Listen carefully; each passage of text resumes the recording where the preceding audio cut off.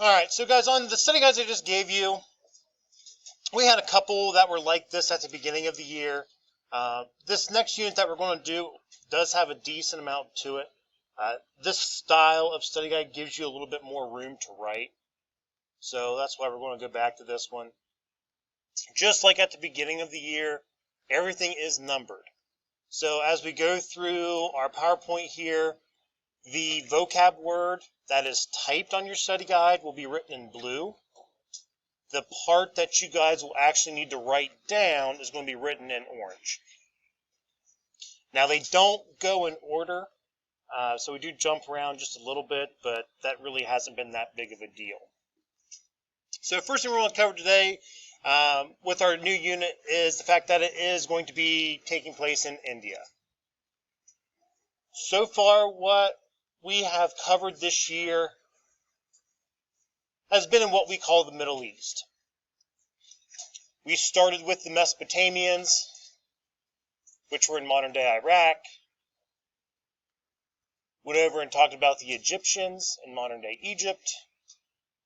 And with the three religions we just finished up, were in Israel and Saudi Arabia. So all three of those topics were really close in one area. For next year, we're going to slide to the east a little bit into India. Now, when we talk about India, it does have some differences from the Middle East area where we just finished. A lot of what we saw in the Middle East as far as the geography goes was desert.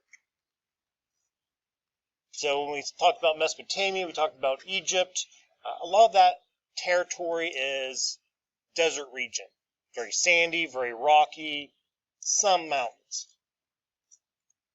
With India, it's a lot more diverse. There are parts of it that are desert also. There are parts of it that are almost jungle-like. And then there are sections that are very mountainous. So we'll start with the mountain range. The large mountain range that runs along the northern part of India is called the Himalayas. Now, the Himalayas is the largest mountain range in the world as far as elevation goes. Now, when we talk about elevation, I know we talked about it earlier in the year. Remember, that is that height that is above sea level. So if you remember, as we sit now, you guys are roughly 800 feet or so above sea level. Okay, this mountain range, a lot of it is around 28 to 29,000 feet above sea level. So it is much, much higher than what we are. Now, this mountain range has done a really good job of separating India from the rest of Asia. And we'll get into this a little bit later too. A lot of the culture and the ethnicities and different groups of people that live in India are a lot different than the rest of Asia. A lot of it has to do with this mountain range. Obviously being the size that it is and as tall as it is, it really prevented people from moving across it for a long time. But this is Mount Everest. It's number 19 on your study guide. But this is the world's tallest mountain. And it does sit roughly 29,000 feet above sea level. Now, to kind of give you an idea of just how tall that is, if you go outside, look up at the sky, and you see an airplane going across the sky, it's roughly 30,000 feet above sea level. So the top of this mountain is just a little bit shorter than that. So it is insanely high.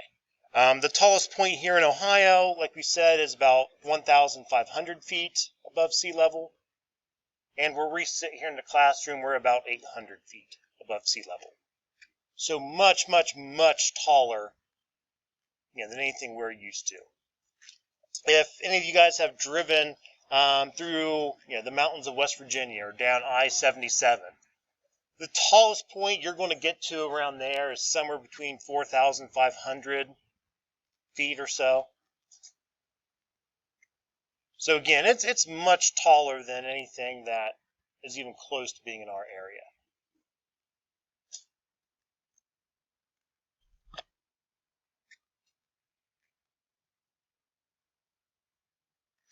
Now the mountain itself, people do try to climb it quite frequently. It is a very dangerous climb, and it's a very expensive climb. As far as people trying to climb it, it does take a lot of training, a lot of resources, a lot of time, and a lot of money. This picture that you're seeing here, I forget the magazine it was from. I want to say it was Outdoor Magazine, maybe. But it was written by a woman who, on her 30th birthday, she decided she wanted to try to climb Everest. And since she worked for the magazine and she was going to write the article for them, they paid for her trip to go. This is a picture of all the different gear that she took with her. And down at the bottom there, I've got some of the different dollar amounts of what some of this stuff would cost. Now, to get on the mountain, you have to buy a permit. You have to have a permit to be on the mountain and go to the different base camps. That permit is $10,000. So you have to buy that permit just to be there. The rest of the gear is insanely expensive. You'll see there's a couple different things here in the photo.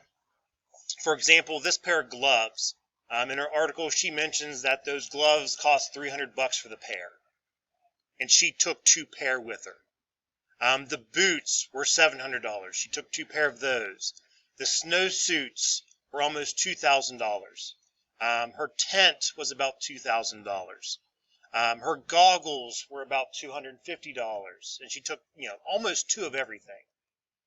The reason a lot of this gear is so expensive, it has to do with the temperatures and the conditions on the mountain.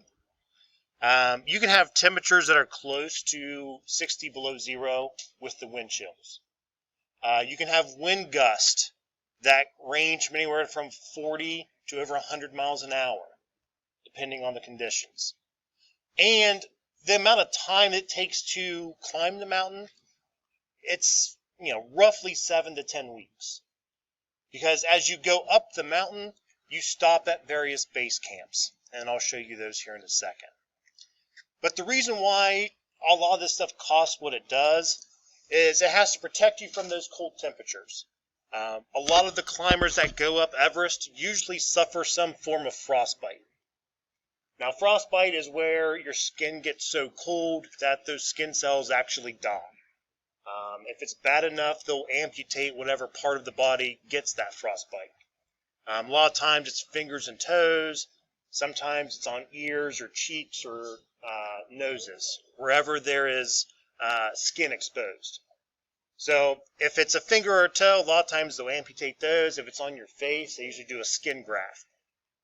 Take skin from another part of your body and cover the parts that died. The other thing is, with the cost of the trip and how long you're up there, you don't want to lose a glove and have to turn around because of a lost glove.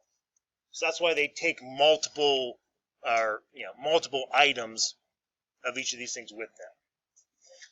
Now, with their base camps, okay, I said it's a 7 to 10 week trip. Most people start their trip actually coming up pretty soon. It's usually beginning of April through the end of May sometime. So these show your different base camps. You usually start at base camp, which is 17,000 feet above sea level. You'll spend a couple days there, get your body used to that elevation. You'll then make the trip up to Camp 1, spend a couple of days there, get your body used to the elevation. Same thing with Camp 2 and 3, and eventually make your way to Camp 4. From Camp 4, that's where you're going to make your climb to the summit. So the climb from Camp 4 to the summit, that's usually done within a 24-hour window.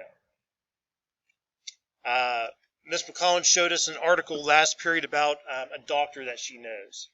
He lives out in Salt Lake City. He made the climb. In his article, he talked about how he and his guide, they were at Camp 4.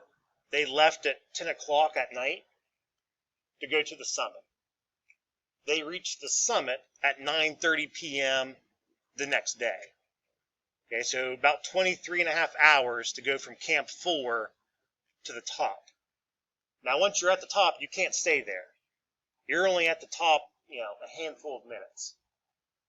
We'll kind of get to this tomorrow too, but the air is so thin up there. It takes so much energy to get up there. Most people use oxygen tanks, like we mentioned earlier, but you just can't hang out and stay up there. So you got to come back down to Camp 4. So you're looking at a 24 to 36 hour trip from Camp 4 to the top and down. That's all at once. You're not stopping to sleep on the way up.